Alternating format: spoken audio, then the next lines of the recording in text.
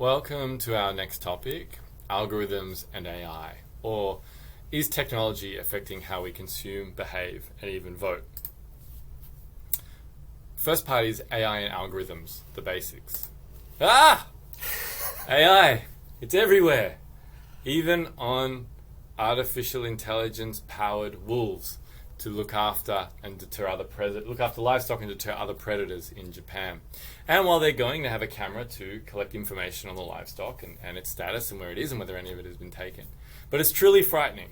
But if they were available for sale, I would probably buy one. And I'd rather come across that than an actual wolf. Exactly. This is such a fantastic. Our fear of AI, I think, is materialized in this form. But it is everywhere. So headlines like, how to prepare students for the rise of artificial intelligence in the workforce are common. It's talked about in universities all the time. Robots to take 400,000 jobs. Google's Duplex uses AI to mimic humans. Amazon uses AI, which is actually an incorrect use of the word, to automatically fire low productivity workers. It's a grim glimpse of a future in which AI is your boss and you're disposable. AI Captain, the robotic navy ship of the future. And Nobel Peace Prize winning doctors warn killer autonomous robots must be banned. It's all around us. It's constantly fueling fear and anxiety about the world we know and we're accustomed to is going to be taken away from us. And we're going to have to answer to forms of artificial intelligence. And I'm really sympathetic with that fear. Yeah, it's through the imaginary of like Terminator and RoboCop, right? Yeah.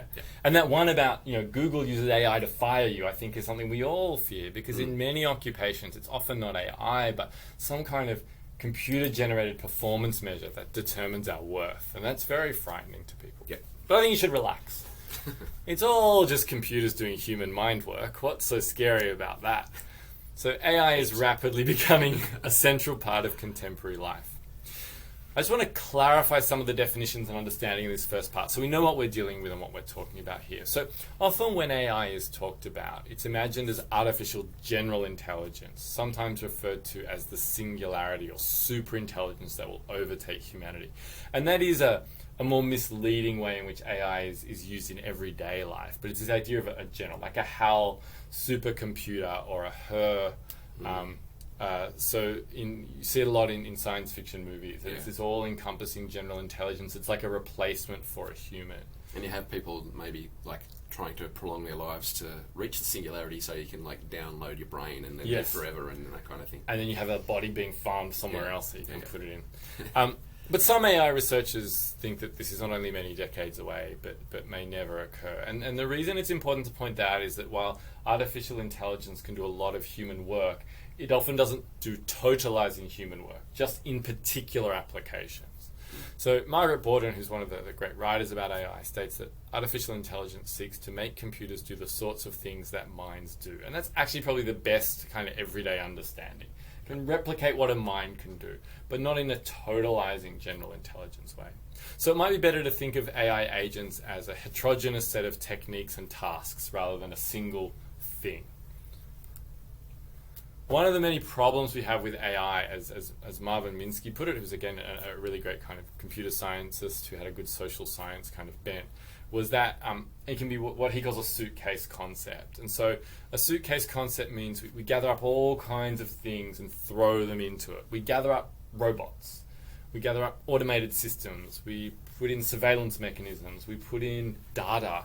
I'm like, it's all AI, it's all AI. And media doesn't help, right? Those headlines I gave are all fairly misleading in what they're actually talking about. But we often mistake other forms of technology very close to AI and put them all in that basket. And that gives us this sense that everything is changing and the very near future is going to be frightening.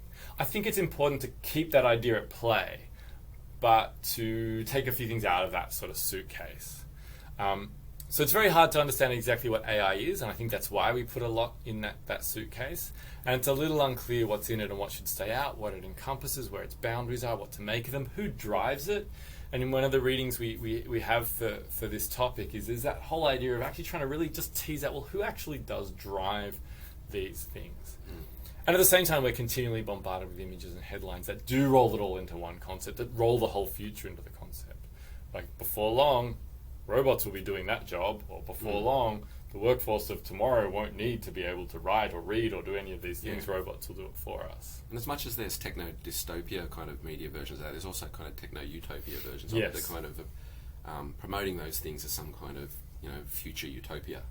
We can understand things better. Yeah. We can get a bot to do all won't those have to mundane work as much. processes, and we'll understand better how to optimize performance, right? This Yeah. kind of stuff we get all the time. So the rise of technology in this sense has been used as a kind of way of thinking about, a less work, more pleasurable future. But like as we have seen, technologies certainly haven't led to that. We're working more than ever. We're tired. Can't escape work. We can't afford anything. So that kind of techno-utopia thing kind of is equally, I suppose, something to be cynical towards as the more dystopian stuff. I think that's really true. Yeah, I think we have utopic and dystopic, and both of them seem undesirable. And I'm way more cynical of the utopic. Yeah, me too.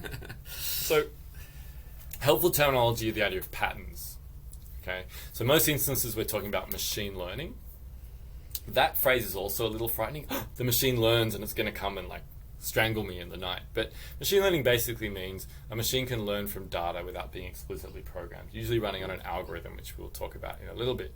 And what's generally being learned is pattern matching, right? And predictions can then be made from those patterns. Here's how the patterns run, here's how it's run with all this data, so the next likely outcome is this.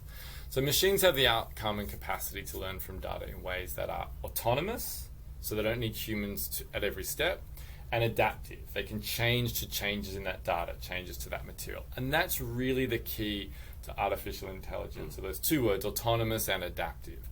Now, of course, the end game of autonomy can be quite frightening. The end game of adaptation can be quite frightening. But that's, I think, a good way to think about it. And there's a whole lot of human labour and intelligence that feeds this process, and we'll look at that in part 3.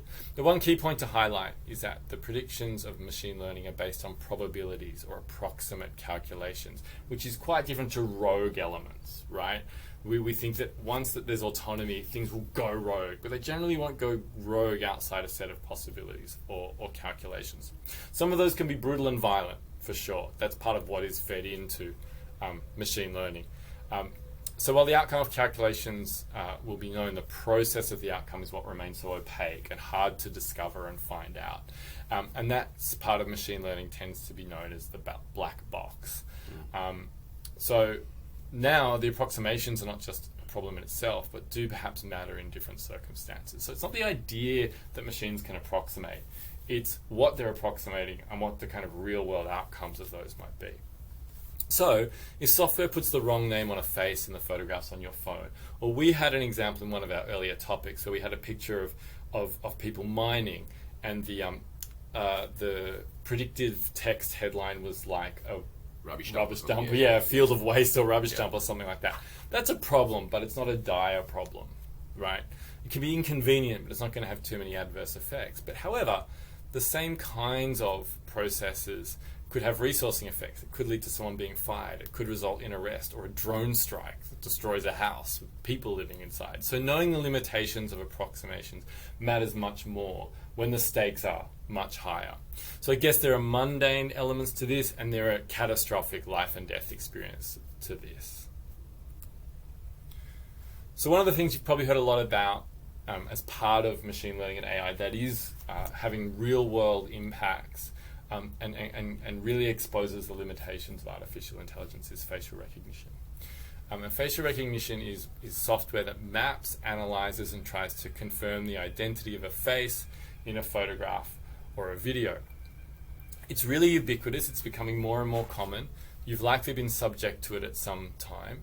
Probably the most, although we haven't been doing it much recently, but at the international airport, nowadays your face will be scanned. Scan your passport, scan your face, and it'll match. Try and do a pattern matching to that and confirm your identity. So it works in a couple of ways. One, it's detection, so finding a face in an image of visual field. So what it means is like locating the face in that picture. Your phone does this if you generally, depending on what kind of phone you have. If you take a picture of a scene, there's lots of different things in that scene, you often see a little square will come up around the faces. And you can ask you to input information about those or show you who they are.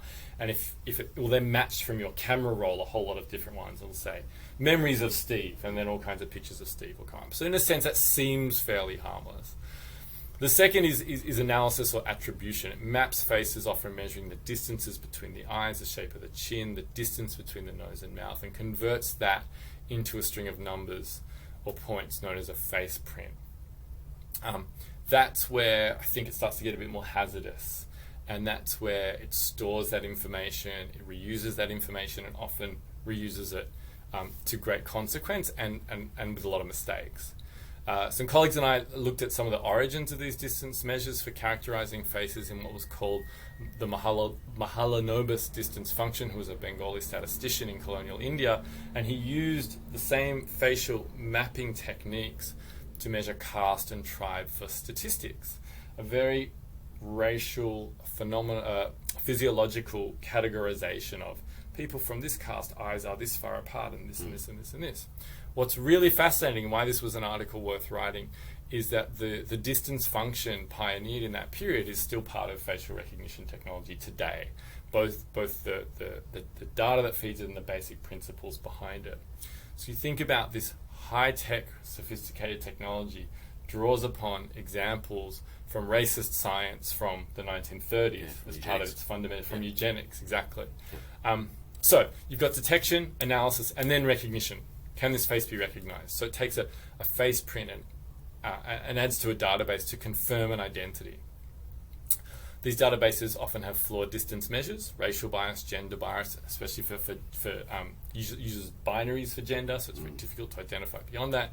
But these are used in many everyday applications. To unlock your phone, some cars you do it, not my car for sure, to sort photos, to sort and tag photos, etc., etc., etc., and many significant aspects of policing, profiling, and control of movement, e.g. airports, looking back at surveillance footage to identify whether a person was in a place or not. In China, it's obviously used to much more all-encompassing social purposes, etc., etc., etc. So what seems like a foolproof technology based on artificial intelligence is actually a very flawed and clumsy mechanism for identifying people. What makes it hard is, what do you answer to in this circumstance? What do you answer to and say, no, that wasn't me, but the technology matched you, but it wasn't me, is much more different than identifying, I was spotted by someone else, they were wrong, they couldn't see clearly, etc., etc., etc. And the critique is that these things just need more or better data, whereas the systems themselves seem to have been built in a way that replicates pre-existing inequalities, and are now kind of doubling down on them. So if you're interested in this stuff, there's some really good contemporary books about the way that algorithms and things like facial recognitions and sensors, are essentially racist. Wendy Chun's book called Data Discrimination, I think it's called. Discriminating Data. Algorithms of Oppression is another really good book to kind of look more deeply into this. And there's also a really interesting edited collection called Captivating Technology, which looks at the way in which people have challenged this through alternative databases and users and hacks and that kind of thing. It's particularly looks at black hacktivism. And the final point, that now there's increasingly attempts to use the same stuff to identify emotions. So what kind of emotion is someone showing on their face, which has raised serious issues of cultural bias. Not everyone expresses emotions in the same way. It'll likely use a whole Western data set. Haha, this is surprise, this is sadness, and be used to then identify a whole thing. Imagine that being used in an interrogation. I show great remorse. No, you don't. Your face says happy. I mean, it's incredible. And there's a link there to a really interesting article about some of the cultural bias in this. And there's a link to our article on race statistics and facial recognition. All of this, so all of AI, facial recognition, begins to coalesce around a lot of different kind of sociological thinking about power, about surveillance, about society, that has been floating around for a number of years. And there's lots of different people who put different labels on it. And one I think is really useful for this topic is the idea of sensory power. So a way of governing people through senses, surveillance, and the data they produce. Surveillance, I'm sure you're familiar with. It's one of those know it when you see it elements of interactions between humans and machines. But a good definition from Lyon is the focused, systematic, and routine practices and techniques of attention for the purposes of influence, management, protection, or direction that occur as a normal part of everyday life in all societies. There's actually nothing explicitly about technology in Lyon's definition, and I quite like that, because surveillance is really a very human behavior and a human practice. looking systematic and routine, techniques of attention. What's going on there? Why is my attention drawn to it? What do I think is happening? For the purposes of influence, management, protection, or direction. And it's so normalized that we often don't notice it. Surveillance has reached extraordinary levels since the 1980s through changing technologies. CCTV, AI, biometric data, facial recognition, and the integration of surveillance technology into personal electronics and the data revolution that feeds surveillance data. Much of it we create ourselves through consumer activity. And a lot of it we actually willingly create. We say, yes, I understand my preferences will be recorded, and et cetera, et cetera, et cetera. It's convenient. It allows us to participate in the world. So there's this kind of two parts. It's like an externalizing surveillance, but also we feed it internally as well. So Isen and Rupert argue that this is a shift towards sensory power. It's a discrete and I guess evolution in the way power is happening and functioning in society. And they talk about previous forms of power. They go into a lot of detail in the work about sovereign power, disciplinary power, regulatory power, and that sensory power builds on those. It's not a new thing, but it builds. It's a kind of natural evolution of those forms with particular characteristics. And they say technologies of detecting, identifying, and making people sensible through various forms of digitized data. It's really convincing. It's a strong argument. So it's an extension of kind of Foucault's technology of the self kind of argument? Yeah, exactly. Yeah. So it's interesting in that sense in terms of like surveillance and its increasing ubiquity is that technology is certainly playing a role in that. But at the same time, as like some people like David Graeber pointed out, is that public space has increasingly got more and more actual people, security guards in places that were never there before. Pubs, festivals, like town squares now have security guards standing in them at the same time. They've got the cameras as well. It's really so it kind of relates to temporality here. There's a sensory power going on that's tracking and seeing what we're doing and all that kind of stuff that can be used for various ends. But if something needs to be protected in the here and now, there still needs to be people there. And so so a lot of people say, human bodies are just abstract pieces of data. But the examples you gave show they're not at all. Yeah. It matters the behaviours that are taking place in the here and now at certain times and places. Yeah. For and what sure. needs to be surveilled and what needs to be regulated. Yeah. Absolutely. And so it's a really interesting concept that sort of brings in a lot of these things. Now, one of the main arguments they make, and the references to the articles down there if you want to check it out, that COVID-19's had a transformative impact because it actually enrolled a lot of people into data networks for the first time or in deeper ways. So where you might have been able to get away with paying for things by cash, you might not have ever ordered much online, you might never have had a location device on your phone, for example, all things that kind of characterize me. I now do all those things because if I didn't, I couldn't participate in society anymore. Yeah. Who knew QR codes were going to be so important? Who knew QR codes were going to be, exactly. And Zoom was going to be so important, all these sort of things, and you can have your conversation on Zooms just recorded and downloaded and transcribed. And so just living our lives, our professional and lives, and kids in school that log on to Google Classroom, they do all these other things where we're leaving a bigger and bigger data imprint that can be used to be surveilled. Now, for a lot of people, that's a fair trade-off. That was way better than being locked down and not being able to go everywhere. So even I was reluctant, but then I was like, well, okay, I don't care if my vaccine status gets shared, and if people know where I went and what I bought and where I did, I just want to go places. And so it's a really interesting moment, which it's kind of turned what was a gradual creep into a sudden kind of rapid proliferation.